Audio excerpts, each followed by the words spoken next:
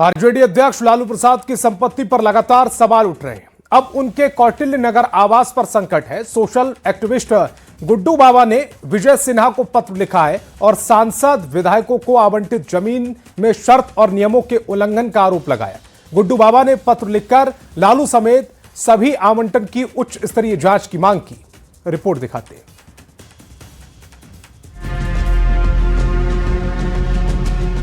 RJD supremo Lalu Prasad संपत्ति विवाद के चक्रव्यूह में फंसते जा रहे हैं। अभी 10 सर्कुलर रोड के आवास को लेकर सियासी बवाल खत्म भी नहीं हुआ था कि जेडीयू ने लालू प्रसाद की जमीन और संपत्ति की जांच करने की मांग कर दी। अब लालू प्रसाद के कौटिल्य नगर आवास सवालों के घेरे में आ गया। सामाजिक कार्यकर्ता गुड्डू बाबा ने डिप्टी सीएम विजय सिन्हा को पत्र लिखकर नियमों के उल्लंघन पर सवाल उठाए हैं। गुड्डू बाबा ने लालू प्रसाद के आवास की उच्च स्तरीय जांच करने की मांग कर दी। गुड्डू बाबा ने आरोप लगाया कि कौटिल्य नगर की जमीन अनेकों सांसदों और विधायकों को कोऑपरेटिव सोसाइटी के जरिए आवंटित की गई थी, लेकिन इसमें नियमों और शर्तों का उल्लंघन किया गया। गुड्डू बाबा ने किन किन सांसदों और विधायकों को जमीन आवंटित की गई उसकी सूची भी सार्वजनिक करने की मांग की है। सोशल एक्टिविस्ट विकास चंद्र उर्फ गुड्डू बाबा के आरोपों पर सियासत गर्मा गई। जेडीयू और बीजेपी ने कहा कि जमीन में आवंटन की शर्तों और नियमों का उल्लंघन हुआ तो लालू प्रसाद को बख्शा नहीं जाएगा। तो वहीं कांग्रेस का कहना है कि अगर जांच करनी है तो पूरे आवंटन की जांच हो। विकास चंद्र और गुड्डू बाबा द्वारा लगाए गए आरोप यह साबित करते हैं कि राजद की राजनीति सत्ता में रहते हुए जमीन और कानून व्यवस्था को अपनी जागीर समझती रही है। पूर्व मुख्यमंत्री लालू प्रसाद जी से जुड़ी सांसद विधायक कोऑपरेटिव के जमीन देने में अगर नियमों की धज्जियां उड़ाई गई है तो यह खुली लूट का मामला है। मैं तो कह रहा हूं कि पूरे आवंटन की जांच हो। जिनको जिनको जमीन का आवंटन हुआ है, आवंटन तो नियमानुकूल है, लेकिन आवंटन में गड़बड़ी तो की ही जा सकती है। तो जब जांच करवानी है तो अब तक के हुए सभी आवंटनों की जांच हो जाए। अगर इस तरह के आवंटन में किसी भी तरह की अनियमितता बरती गई है, जो कि एक जांच का विषय हो सकता है, और नियम कानून का उल्लंघन अगर किया गया है तो कोई भी व्यक्ति हो, क्योंकि कानून से ऊपर कोई नहीं है, कार्रवाई निश्चित रूप से होगी। बताया जा रहा है कि कौटिल्य नगर की ये जमीन मूल रूप से वेटनरी कॉलेज की थी। 1916 में ये पटना विश्वविद्यालय के लिए अधिग्रहित हुई थी। 1987 में बिहार सांसद एवं विधान मंडलीय सदस्य सहकारी समिति को 15 एकड़ सरकारी जमीन दी गई ताकि सांसद विधायकों को आवास के लिए अलॉट आवंटित किए जा सके। नियम था कि किसी को एक से अधिक प्लॉट नहीं मिलेगा और बेचने पर सोसाइटी को सरेंडर करना पड़ेगा। 1992 में जब लालू प्रसाद मुख्यमंत्री थे तो प्लॉट संख्या 208 आवंटित हुआ था, लेकिन आरोप है कि उन्होंने और उनके परिवार ने नियम तोड़कर अतिरिक्त प्लॉट हासिल किए। लालू प्रसाद पर कुल 5 प्लॉट पर आलीशान घर बनाने का आरोप है। बताया जा रहा है कि लालू प्रसाद खरमास बाद इसी कौटिल्य नगर आवास में शिफ्ट होने की तैयारी कर रहे हैं, लेकिन लालू प्रसाद की शिफ्टिंग से पहले ही सोशल एक्टिविस्ट गुड्डू बाबा ने जांच की मांग कर लालू प्रसाद की मुश्किलें बढ़ा दी हैं। न्यूज़ 18 के लिए पटना से विनीता मिश्रा की रिपोर्ट। और डिप्टी सीएम विजय सिन्हा भागलपुर पहुंचे। लालू प्रसाद के कौटिल्य निवास की जांच को लेकर सामाजिक कार्यकर्ता गुड्डू बाबा के पत्र पर डिप्टी सीएम ने कहा कि वो किसी व्यक्ति के डिप्टी सीएम नहीं है, जो भी गलती करेगा उस पर कार्रवाई की जाएगी। डिप्टी सीएम ने कहा कि कल जनसंवाद कार्यक्रम में आम लोगों की समस्या सुनी जाएगी। बिहार में जमीन को लेकर रक्त रंजित करने वालों की पहचान की जा रही है, ऐसे लोगों पर कार्रवाई की जाएगी। व्यक्ति का या किसी पार्टी का नहीं, जो बिहार की जनता के साथ नियम विरुद्ध गलत करेंगे उसको संज्ञान में लेकर विभाग कार्रवाई करेगी। और उत्तराखंड सरकार की मंत्री के पति गिरधारी लाल साहू के बयान पर घमासान छिड़ा हुआ है। आज समस्तीपुर में बयान के विरोध में जन आक्रोश देखने को मिला, जहां विकासशील इंसान पार्टी के प्रदेश उपाध्यक्ष कुणाल कुमार के नेतृत्व में विरोध प्रदर्शन किया गया। कार्यक्रम में बड़ी संख्या में महिलाओं, युवाओं, छात्रों, सामाजिक कार्यकर्ताओं ने भाग लिया। इस दौरान विशाल जुलूस के साथ पुतला दहन कर आक्रोश व्यक्त किया गया। बिहार की बेटी को उत्तराखंड के मंत्री महिला सशक्तिकरण एवं बाल विकास मंत्री के पति गिरधारी लाल के द्वारा जो कहा गया कि बिहार में लड़कियां बिकाऊ हैं, 20 से 25 हज़ार में मिलती हैं, अगर तुमको नहीं मिलती है तो चलो मैं खरीद कर देता हूं। हम इसकी पुरजोर निंदा करते हैं और लोकतांत्रिक तरीके से विरोध प्रकट करते हैं और आपके माध्यम से पूरे देश को कहना चाहते हैं कि बिहार की बेटी पूरे देश की बेटी है। और पथ निर्माण मंत्री दिलीप जायसवाल एक्शन मोड में, उन्हें अधिकारियों को निर्देशित करते हुए कहा है कि ठंड के बावजूद भी समीक्षा बैठक करें और एक योजनाओं की प्रगति की रिपोर्ट दें। जो काम पहले से रुके हैं उन्हें जल्द पूरा किया जाए और अगर टेंडर की जरूरत है तो फिर से टेंडर निकाला जाए। एक एक योजना का जो है और समीक्षा किया जाए और उसके प्रगति की जो है रिपोर्ट हमें तुरंत दी जाए। पूरे बिहार के अंदर पथ निर्माण में जितने भी काम पहले से चल रहे थे समय पर पूरा हो, वैसे काम जो टेंडर के कारण या टेक्निकल कारण से रुका हुआ था उसका या तो फिर से टेंडर करने की आवश्यकता है तो टेंडर हो, या किसी कारण से वो रुका हुआ है तो उस पर तुरंत जो है कार्रवाई हो। और सीवान के टाउन हॉल में त्रिस्तरीय पंचायत प्रतिनिधियों का महासम्मेलन का आयोजन हुआ। इस महासम्मेलन में बिहार सरकार के स्वास्थ्य मंत्री मंगल पांडे और पंचायती राज मंत्री दीपक प्रकाश शामिल हुए। सम्मेलन में ग्रामीण क्षेत्र को विकसित बनाने पर चर्चा हुई। इस दौरान दोनों मंत्रियों ने बिहार सरकार और केंद्र सरकार की जमकर सराहना की।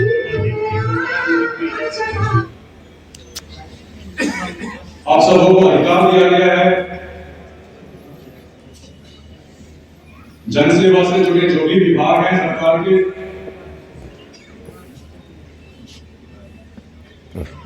उन विभागों के कामकाज में रोजमर्रा के काम। और गोपालगंज से बड़ी खबर मिल रही। गोपालगंज में दुनिया का सबसे बड़ा शिवलिंग मिला। कल मंत्री अशोक चौधरी शिवलिंग की पूजा करेंगे। डुमरिया घाट सेतु पार का जायजा भी लेंगे।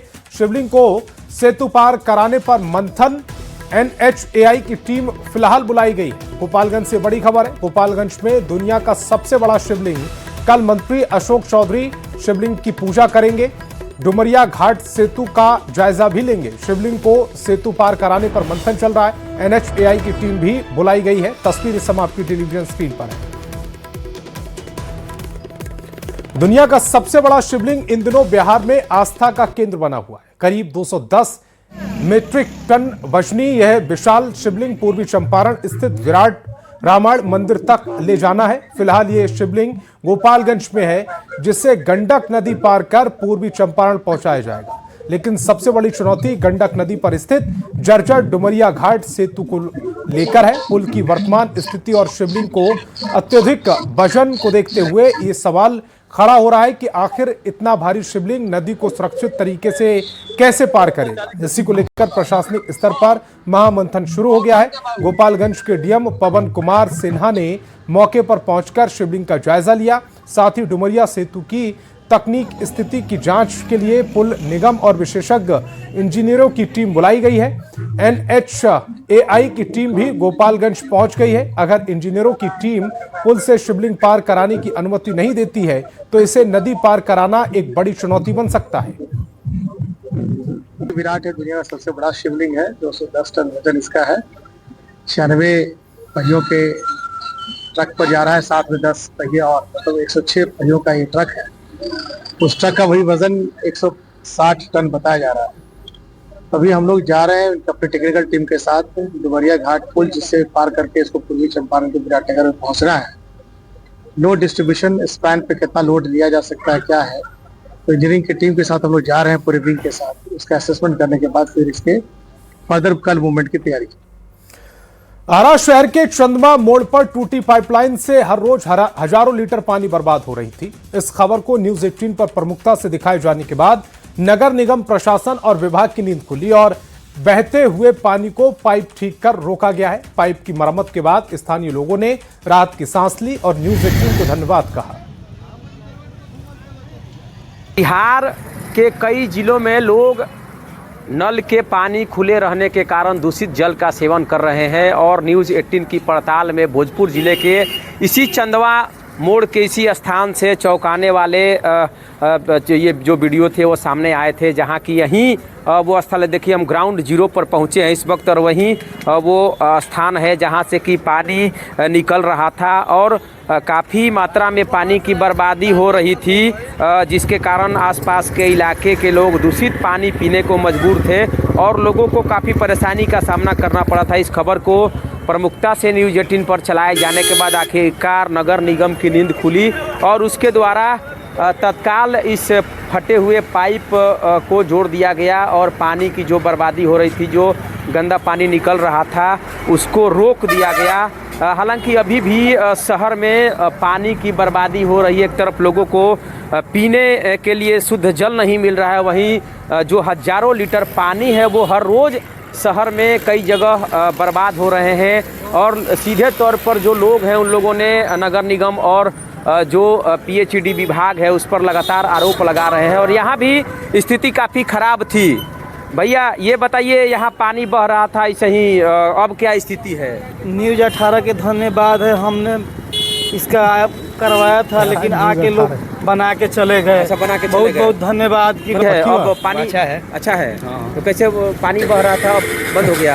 हाँ बंद हो गया, पूरा बंद हो गया। इससे थोड़ा आदमी दुखी है, दुकानदार का चैन है। तो क्या दिक्कत होता था पानी से? पानी से बहुत दिक्कत होता, पूरा बह रहा था, कोई आ नहीं पा रहा था कस्टमर। और टूटे हुए यहाँ पाइपलाइन को ठीक कर दिया गया है, जिसके कारण अब पानी का जो बहाव था वो कम हो गया है और जो लोग हैं, स्थानीय लोग हैं, उनको अब सीधे तौर पर राहत मिल रही है। चंदन कुमार, न्यूज़ 18, चंदवा, भोजपुर।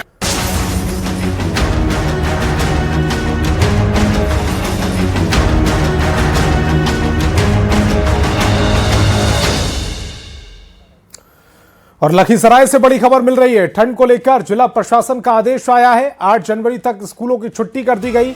8वीं तक के सभी स्कूल 8 जनवरी तक बंद रहेंगे। सरकारी और निजी स्कूल बंद रहेंगे। डीएम मिथिलेश मिश्र ने यह आदेश जारी किया है। लखीसराय से बड़ी खबर।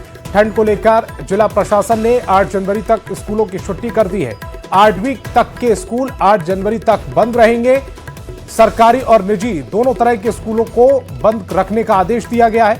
डीएम मिथिलेश मिश्र ने यह आदेश जारी किया। औरंगाबाद से एक और बड़ी खबर मिल रही है। ठंड को लेकर डीएम का आदेश आया है। 7 जनवरी तक स्कूलों की छुट्टी। 8वीं तक के सभी स्कूल बंद रहेंगे औरंगाबाद में भी। तो बड़ी खबर है औरंगाबाद से बड़ी खबर।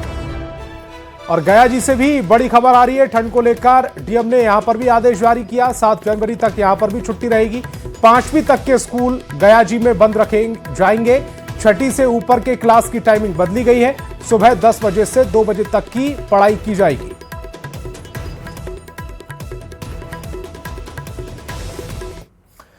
राजधानी पटना समेत पूरा प्रदेश भीषण शीतलहर की चपेट में है। लगातार तापमान में आई गिरावट से कनकनी बढ़ गई है, जिससे लोगों का जनजीवन अस्त व्यस्त हो गया। भीषण ठंड को देखते हुए लोगों ने प्रशासन से विभिन्न चौक चौराहों पर अलाव की व्यवस्था करने की मांग की। रेलवे के बगल से तोड़ के लाते हैं, कोई घर में जलाते हैं, पकाते हैं, खाते हैं और कोई चीज़ के अलाव नहीं है। इतना ठंडा पड़ रहा है तो कैसे आप लोग के बता रहे हैं? कोई रास्ता वाला आता है, देखता है, एगो दूगो कम्बल दे देता है, 2-4 गो पूरी दे देता है खाने पीने के लिए।